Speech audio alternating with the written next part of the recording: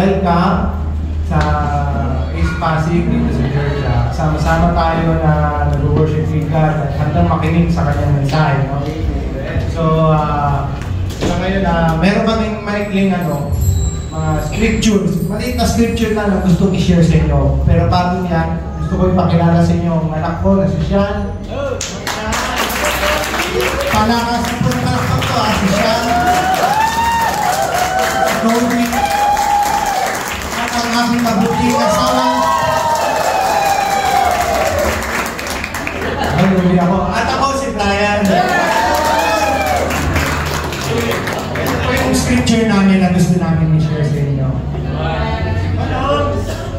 Isaiah chapter 49 verse 13. Sing, O heavens, and be joyful, O earth, and break forth into singing, O mountains, for the Lord hath comforted his people, and will have mercy upon his afflicted. So, ulitin ko, babasahin ko po ulit sa Tagalog. So, Isaiah 49 verse 13. O langit, magpuri ka sa tuwa. Lupa, magalak ka. Gayon din kayong mga bundok. Sapagkat inaaliw ni Yahweh ang kanyang hinirap. Sa gitna ng hirap ay kinahabagan. So, maliwanag po sa scripture po, no? So, in every Sunday po, nandito po tayo lahat para mag-worship with God, diba? And para mag-praise, mag-worship. So, sa kabila ng mga to, Monday to Saturday, meron to yung hinaharap na problema sa buhay. Suliranin. Dinadaling na karamdaman, pinansyal, problema sa pamilya, problema sa trabaho. Pero dito sa verse na to, pinapapalahanan tayo na hindi lang every Sunday tayo pwede magbigay ng papuri sa Diyos. Kundi in every day.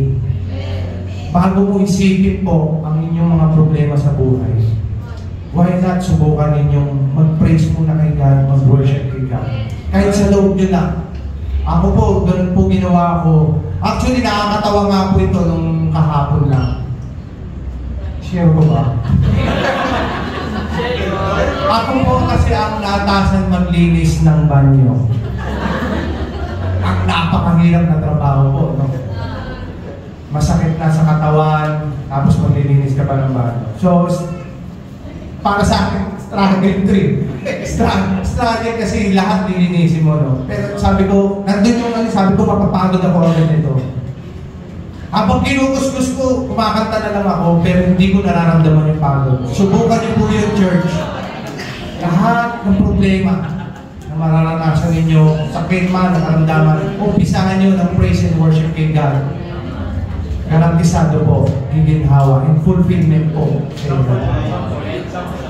Wala naman. Ngayon, maraming salamat po.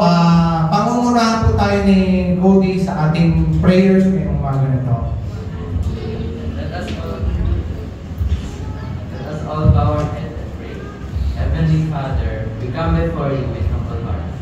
We are reminded by the words of Isaiah that even in our moments of hardship, we are never alone in our affliction. And there is always a reason for joy. God, let our happiness be a testament of your boundless love and grace. Bless our brothers and sisters that whatever their song may be, let it rise from the depths of their heart, echoing the eternal promise of God's comfort and mercy. In Jesus' name we pray. Amen. Muli, welcome sa Sunday worship service ng ICOC East Pasig.